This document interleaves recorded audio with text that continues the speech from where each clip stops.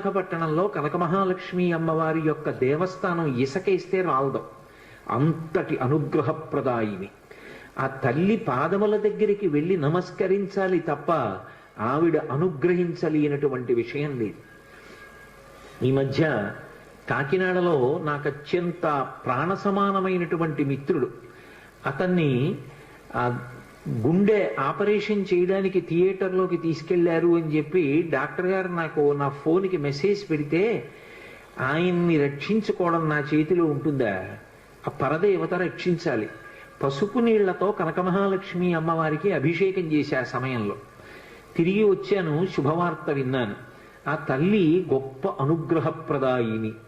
ఆ తల్లి ఏమివ్వలేదు, ఏదైనా ఇస్తుంది.